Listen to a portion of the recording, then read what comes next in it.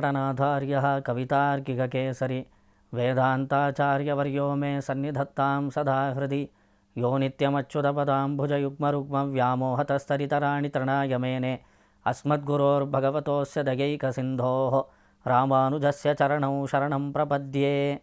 व्यासं वसिष्ठनप्तारं शक्तेः पौत्रमकल्मषं पराशरात्मजं वन्दे शुकतातं तपोनिधिं कृष्णाय वासुदेवाय हरये परमात्मने प्रणतक्लेशनाशाय ಗೋವಿಂದಾಯ ನಮೋ ನಮಃ. ಶ್ರೀ ಶಂಕರ ವಾಹಿನಿ ಮೂಲಕವಾಗಿ ಕಾರ್ಯಕ್ರಮವನ್ನು ವೀಕ್ಷಣೆ ಮಾಡುತ್ತಿರುವಂತಹ ಎಲ್ಲ ಭಕ್ತರಿಗೂ ನಮ್ಮ ಅನಂತಕೋಟಿ ಪ್ರಣಾಮಗಳು. ಸಹಸ್ರನಾಮದ ಸಹಸ್ರ ಫಲಗಳು ಎಂಬ ಈ ಕಾರ್ಯಕ್ರಮಕ್ಕೆ ತಮ್ಮೆಲ್ಲರಿಗೂ ಆದರದ ಸುಸ್ವಾಗತವನ್ನು ಕೋರುತ್ತಾ, ಈ ಸಂಚಿಕೆಯಲ್ಲಿ ವಿಷ್ಣು ಸಹಸ್ರನಾಮದಲ್ಲಿ ಬರುವಂತಹ ಪ್ರತಿಯೊಂದು ಶ್ರೀನಾಮಕ್ಕೂ ಅರ್ಥವೇನು ಎಂಬುದನ್ನು ತಿಳಿಯುವ ಪ್ರಯತ್ನದಲ್ಲಿ ನಾವು ತೊಡಗಿದ್ದೇವೆ. ಆ ಕ್ರಮದಲ್ಲಿ ಶ್ರೀ ವಿಷ್ಣು ಸಹಸ್ರನಾಮದಲ್ಲಿ ಬರುವಂತಹ 45ನೇ ಶ್ರೀನಾಮವಾಗಿರುವಂತಹ ಧಾತುರುತ್ತಮಃ ಎಂಬ ಶಬ್ದಕ್ಕೆ ಅರ್ಥವೇನು ಎಂಬುದನ್ನು ತಿಳಿದುಕೊಳ್ಳೋಣ. ಶ್ರೀ ಪರಾಶರ ಭಟ್ಟರು ತಮ್ಮ ವಿಷ್ಣು ಸಹಸ್ರನಾಮದ ಭಾಷ್ಯದಲ್ಲಿ ಧಾತುರುತ್ತಮಃ ಎಂಬ ಶಬ್ದಕ್ಕೆ ಅರ್ಥವನ್ನು ಹೇಳಬೇಕಾದ್ರೆ, ಯೋ ವೈ ಸ್ಯಾತ್ ಧಾತುರುತ್ಕೃಷ್ಟಃ ಸಚ ಸ್ಯಾತ್ ಧಾತುರುತ್ತಮಃ ಎಂದು ಹೇಳಿದ್ದಾರೆ. ಬ್ರಹ್ಮರುದ್ರಾದಿ ಸಕಲ ದೇವತೆಗಳಿಗೂ ನಿಯಾಮಕನಾದವನು, ಶ್ರೇಷ್ಠನು ಆದ ಕಾರಣ ಇವನು ಧಾತುರುತ್ತಮನು. ನಾರಾಯಣನು ಶ್ರೀಯಪತಿಯಾದವನು, ಸೃಷ್ಟಿಕರ್ತನು, ಇವನು ಶ್ರೇಷ್ಠನು. ಇವನಿಂದ ಜನಿಸಲ್ಪಟ್ಟಂತಹ ಬ್ರಹ್ಮರುದ್ರಾದಿ ಇತರ ದೇವತೆಗಳು ಇವನನ್ನು ಪೂಜಿಸುತ್ತಾರೆ, ಪರಮಾತ್ಮನನ್ನು ಕೊಂಡಾಡುತ್ತಾರೆ.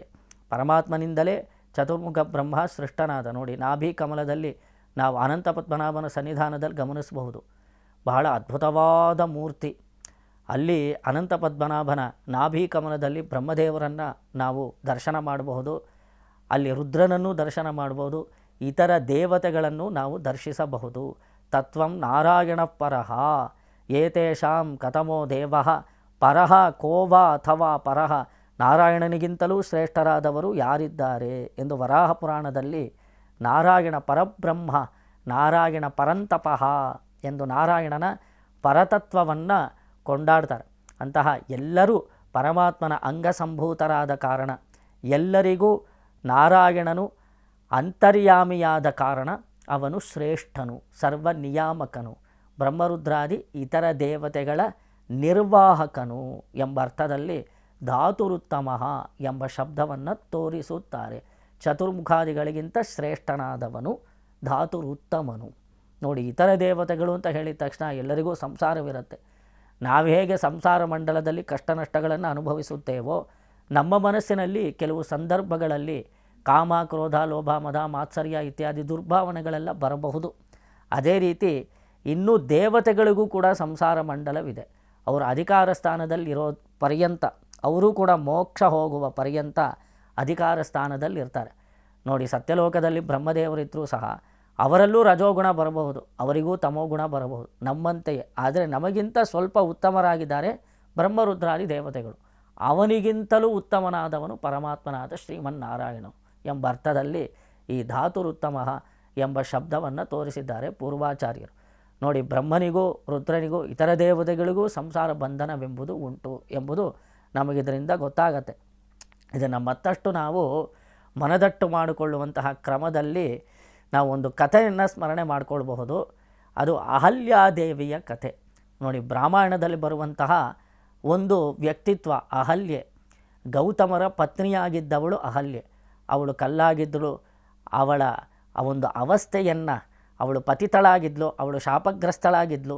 ಅಹಲ್ಯೆಯ ಶಾಪ ವಿಮೋಚನೆ ಮಾಡಿದಂಥವನು ಸಾಕ್ಷಾತ್ ಶ್ರೀರಾಮಚಂದ್ರನು ಎಂಬುದು ನಮಗೆ ರಾಮಾಯಣದಿಂದ ಗೊತ್ತಾಗತ್ತೆ. ಆದರೆ ಅಹಲ್ಯೆ ಗೌತಮ ಪತ್ನಿಯ ಆದ ವೃತ್ತಾಂತ ಪುರಾಣಗಳಲ್ಲಿ ಹೇಳಲ್ಪಟ್ಟಿದೆ. ಅದನ್ನು ನಾವು ಗಮನಿಸಬಹುದು. ನೋಡಿ, ಒಮ್ಮೆ ಬ್ರಹ್ಮದೇವರು ಸತ್ಯಲೋಕದಲ್ಲಿ ಸುಂದರವಾದ ವಸ್ತುಗಳನ್ನು ಸೃಷ್ಟಿ ಮಾಡ್ತಾ ಇರ್ತಾರೆ. ಅವರ 4 ತಲೆಯಲ್ಲಿ ಒಂದು ವಿಷಯ ಹೊಳೆಯುತ್ತೆ. ಅದೇನು ಅಂದರೆ, ದೋಷವಿಲ್ಲದೆ ಇರುವಂತಹ ಯಾವುದಾದ್ರೂ ಒಂದು ಅಭೂತಪೂರ್ವವಾದ ವಸ್ತುವನ್ನು ಸೃಷ್ಟಿ ಮಾಡಬೇಕು. ಅದರಲ್ಲಿನ ಸೌಂದರ್ಯ ಹೇಗಿರಬೇಕು ಅಂದರೆ, ಅದು ಇದುವರೆಗೂ ತನ್ನ ಸೃಷ್ಟಿಯಲ್ಲಿ ಇಲ್ಲದೇ ಇರುವಂತಹ ಸೌಂದರ್ಯ ಅದಾಗಿರಬೇಕು. ನಾವು ಇದುವರೆಗೂ ಸೃಷ್ಟಿ ಮಾಡದೇ ಇರುವಂತಹ ಸೌಂದರ್ಯವನ್ನು ನಾವು ಸೃಷ್ಟಿಸಬೇಕು, ಅಪೂರ್ವವಾದ ಸೌಂದರ್ಯದಿಂದ ಕೂಡಿದಂತಹ ಒಂದು ವಸ್ತುವನ್ನು ಸೃಷ್ಟಿಸಬೇಕು ಅಂತ ಬ್ರಹ್ಮದೇವರು ಆಲೋಚನೆ ಮಾಡ್ತಾರೆ. ಪಕ್ಕದಲ್ಲಿದ್ದಿರುವಂತಹ ಸರಸ್ವತಿಗೆ ಹೇಳ್ತಾಳೆ, ಏನು ಇಷ್ಟು ಏಕಾಗ್ರ ಚಿತ್ತರಿಂದ ನೀವು ಯಾವುದೋ ಒಂದು ಕೆಲಸ ಮಾಡ್ತಾ ಇದ್ದೀರಲ್ಲ, ಏನದು ಅಂತ ಸರಸ್ವತಿ ಕೇಳ್ತಾಳೆ. ಆಗ ಬ್ರಹ್ಮದೇವರು ಹೇಳ್ತಾರೆ, ಇದುವರೆಗೂ ನಾನು ಸೃಷ್ಟಿ ಮಾಡದೇ ಇರುವಂತಹ ಸೌಂದರ್ಯವನ್ನು ಸೃಷ್ಟಿ ಮಾಡಲು ತೊಡಗಿದ್ದೇನೆ. ಇಂತಹ ಸೌಂದರ್ಯ ತ್ರಿಭುವನಗಳಲ್ಲ, 7 ಭುವನಗಳಲ್ಲೂ ಎಲ್ಲೂ ಇರಬಾರದು, ಅಂತಹ ಸೌಂದರ್ಯವನ್ನು ಸೃಷ್ಟಿ ಮಾಡಲು ಹೊರಟಿದ್ದೇನೆ ಅಂತ ಬ್ರಹ್ಮ ಹೇಳ್ತಾನೆ. ಸರಸ್ವತಿಗೆ ಸ್ವಲ್ಪ ನಾಚಿಕೆ ಆಗಿಬಿಡತ್ತೆ. ಸರಸ್ವತಿ ಏನು ಭಾವಿಸಿದ್ಲು ಅಂದರೆ, ಅಟ್ಲೀಸ್ಟ್ ಬ್ರಹ್ಮದೇವರಾದರೂ ತಾನೇ ಇರೋದರಲ್ಲಿ ತುಂಬ ಸುಂದರಿ ಅಂತ ಹೇಳಬೇಕು ಅಂತ ಅವಳು ನಿರೀಕ್ಷೆ ಆಗಿತ್ತು.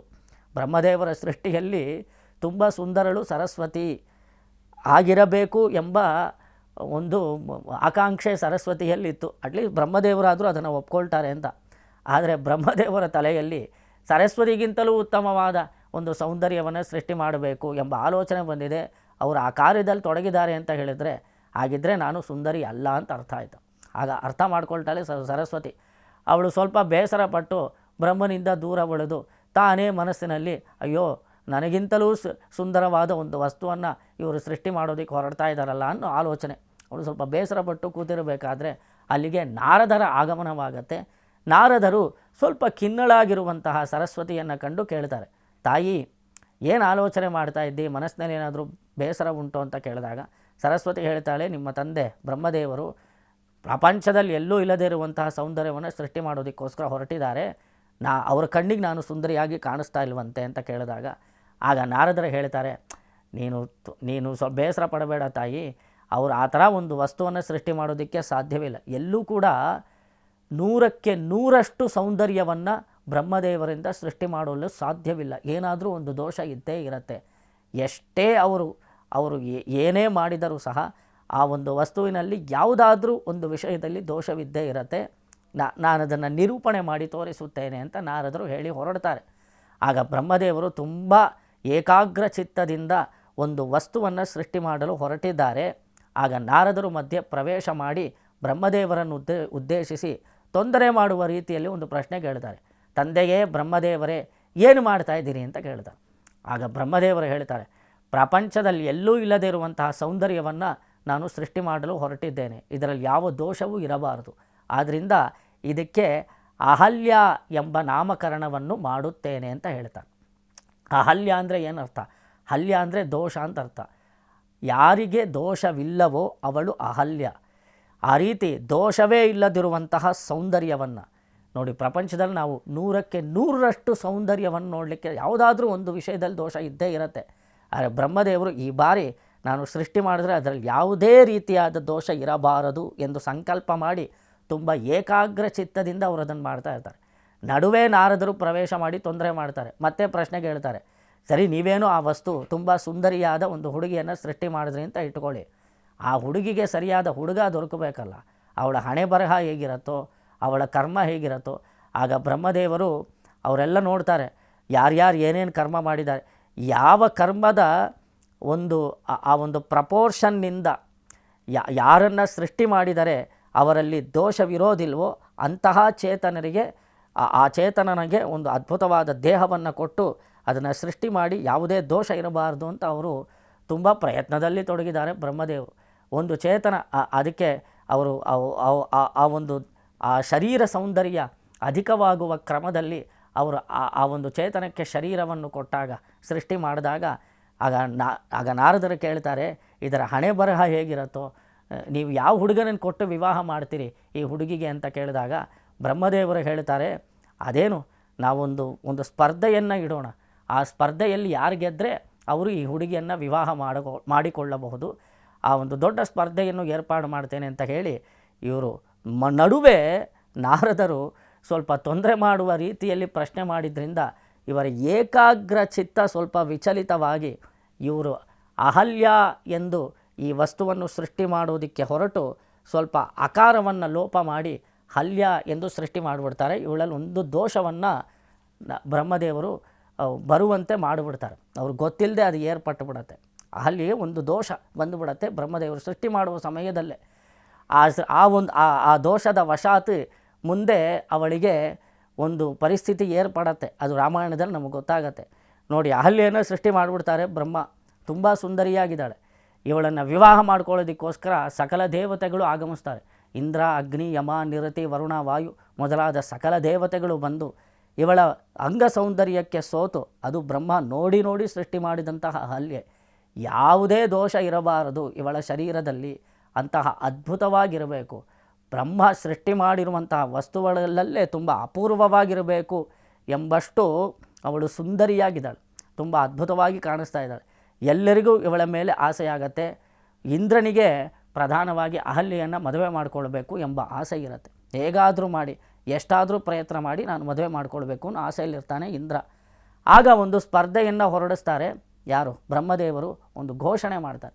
ಯಾರು ಈ 14 ಪ್ರಪಂಚವನ್ನು ತಿರುಗಿ 7 ಭುವನಗಳನ್ನು ತಿರುಗಿ ಯಾರು ಬರ್ತಾರೋ, ಯಾರು ಮೊದಲು ಬರ್ತಾರೋ ಅವರಿಗೆ ಅಹಲ್ಯೆಯನ್ನು ಕೊಟ್ಟು ವಿವಾಹ ಮಾಡಿಕೊಡಲಾಗುತ್ತದೆ ಎಂದು ಘೋಷಣೆಯನ್ನು ಹೊರಡಿಸ್ತಾರೆ. ಇನ್ನು ಸಕಲ ದೇವತೆಗಳು ಲೋಕಗಳನ್ನು ಸುತ್ತೋದಕ್ಕೋಸ್ಕರ ಹೊರಡ್ತಾರೆ. ಎಲ್ಲ ಲೋಕಗಳನ್ನು ಸುತ್ತಿ ಬರಬೇಕು. ಯಾರು ಮೊದಲು ಬರ್ತಾರೋ ಅವರು ಕೈ ಹಿಡಿಯಬಹುದು. ಆಗ ಅಗ್ನಿ ತನ್ನ ವಾಹನವನ್ನು ಕರೆದು ತಾನು ಪ್ರದಕ್ಷಿಣೆಗೋಸ್ಕರ ಹೊರಡ್ತಾನೆ. ಪ್ರಪಂಚವನ್ನು ಸುತ್ತೋದಕ್ಕೋಸ್ಕರ ಹೊರಡ್ತಾರೆ. ಸಕಲ ದೇವತೆಗಳು ಅವರವರ ವಾಹನದ ಮೇಲೆ ಕೂತು ಎಲ್ಲ ಲೋಕಗಳನ್ನು ಪ್ರದಕ್ಷಿಣೆ ಮಾಡೋದಕ್ಕೋಸ್ಕರ ಹೊರಡ್ತಾರೆ. ಆ ಸಮಯದಲ್ಲಿ ನಾರದರು ಮನಸ್ಸಿನಲ್ಲಿ ಒಂದು ಉಪಾಯ ಮಾಡಿ, ಅಲ್ಲಿ ತುಂಬ ವಯಸ್ಸಾದ ವ್ಯಕ್ತಿ ಒಬ್ಬರಿದ್ದರು, ಗೌತಮರು ಅಂತ ಅವರ ಹೆಸರು. ಅವರು ತಪಸ್ಸು ಮಾಡಿ ಶರೀರವೆಲ್ಲ ಜೀರ್ಣವಾಗೋಗಿದೆ. ಅವರ ದೇಹ ಎಲ್ಲ ಜೀರ್ಣ ಆಗೋಗ್ತಾ ಇದೆ. ಅವರು ವಯಸ್ಸಾದವರಂತೆ. ಅವರು ತುಂಬ ತಪೋನಿಷ್ಠರಾಗಿದ್ದರೂ ಕೂಡ ಅಹಲ್ಯೆಗೆ ಹೋಲಿಸಿ ನೋಡಿದಾಗ ಅವರ ವಯಸ್ಸು ತುಂಬ ಜಾಸ್ತಿ. ಆದರೆ ನಾರದರು ಗೌತಮರನ್ನು ಕರೆದು, ನಾನು ಹೇಳಿದಂತೆ ನೀವು ಮಾಡಬೇಕು ಅಂತ ಹೇಳಿ ಒಂದು ಹಸುವನ್ನು ಪ್ರದಕ್ಷಿಣೆ ಮಾಡಿಸಿಕೊಂಡು ಸತ್ಯಲೋಕಕ್ಕೆ ಕರ್ಕೊಂಡು ಹೋಗ್ತಾರೆ ನಾರದರು. ಆಗ ಬ್ರಹ್ಮದೇವರನ್ನು ಉದ್ದೇಶಿಸಿ ನಾರದರು ಹೇಳ್ತಾರೆ, ಇವರು ನೀವು ಹೇಳಿದಂತೆ ಸಕಲ ಲೋಕಗಳನ್ನು ಪ್ರದಕ್ಷಿಣೆ ಮಾಡಿಕೊಂಡು ಬಂದಿದ್ದಾರೆ, ಇವರಿಗೆ ಅಹಲ್ಯೆಯನ್ನು ಕೊಟ್ಟು ವಿವಾಹ ಮಾಡಬೇಕು ಅಂತ ನಾರದರು ಹೇಳ್ತಾರೆ. ಬ್ರಹ್ಮದೇವರು ಹೌದಾ ಅಂತ ಕೇಳಿದ. ಗೌತಮರಿಗೆ ಗೊತ್ತಿಲ್ಲ. ಇವರು ಹಸು ಪ್ರದಕ್ಷಿಣೆ ಮಾಡ್ಕೊಂಡು ಬಾ ಅಂತ ಕರೆದ್ರು ನಾರದರು. ಇವ್ರು ಮಾಡ್ಕೊಂಡು ಬಂದರು. ಸತ್ಯಲೋಕಕ್ಕೆ ಹೋಗಿ ಇರೋ ಥರ ಒಂದು ವಿಷಯ ಇರೋದೇ ಗೌತಮರಿಗೆ ಗೊತ್ತಾಗೋದಿಲ್ಲ.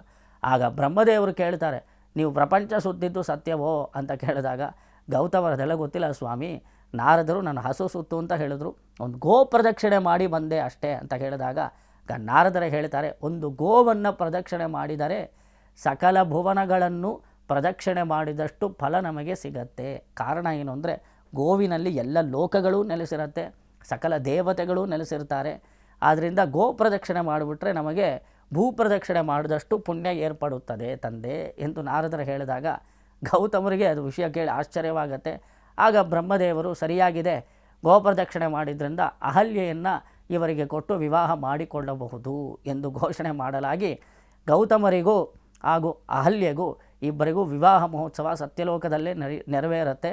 ಸಾಕ್ಷಾತ್ ನಾರದರ ಒಂದು ಸಮಕ್ಷಮದಲ್ಲಿ ಎಲ್ಲ ದೇವತೆಗಳೆಲ್ಲ ಬಂದು ಅಕ್ಷತೆ ಹಾಕಿ ಗೌತಮರಿಗೂ ಅಹಲ್ಯೆಗೂ ಆಶೀರ್ವಾದ ಮಾಡಿ ತುಂಬ ಸಂತೋಷ ಪಡ್ತಾರೆ.